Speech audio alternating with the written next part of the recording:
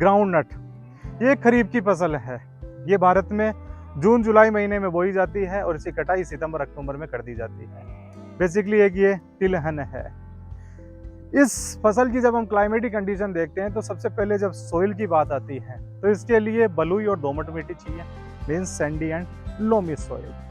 और उस सॉइल का एरिएशन बेहतर होना चाहिए ताकि इससे पौधे को बेहतर क्वालिटी का ऑक्सीजन, नाइट्रोजन और कार्बन डाइऑक्साइड मिल सके।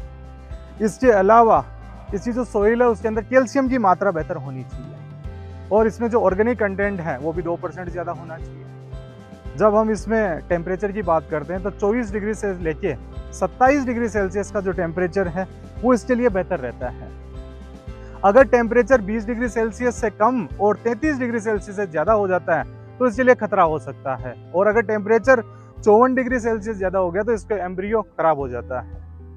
इसके अलावा जो इसको रेनफॉल चाहिए वो 50 सेंटीमीटर से लेके 125 सेंटीमीटर चाहिए। इसके लिए 60% सोलर रेडिएशन के कम से कम 60 दिन चाहिए और 100 से ज़्यादा दिन इसको पकने के अंदर लग जाते हैं। जब हम लोग इसे प्रोडक्शन की बात करते हैं तो हिंदुस्तान में सबसे ज़्यादा मूंगफली का प्रोडक्शन होता है गुजरात के अंदर, उसके बाद में होता है राजस्थान में। राजस्थान में इसका मैक्सिमम प्रोडक्शन होता है बीकानेर में, फिर होता है जोधपुर में, फिर चूरू के अंदर। दुनिया के अंदर मैक्सिमम प्रोडक्शन चाइना में रहता है और चाइना के बाद में हिंदुस्तान में इसका प्रोडक्शन होता है। बेसिकली हिंदुस्तान में एज ए नट्स काम में ली जाती है।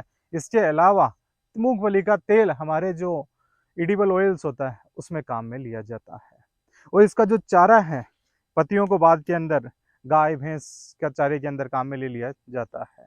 और इसकी जब मूंगफली से तेल निकाल लिया जाता है तो इसकी खल बनती है जो कि एक पशु आहार के रूप में काम में ले ली जाती है। धन्यवाद।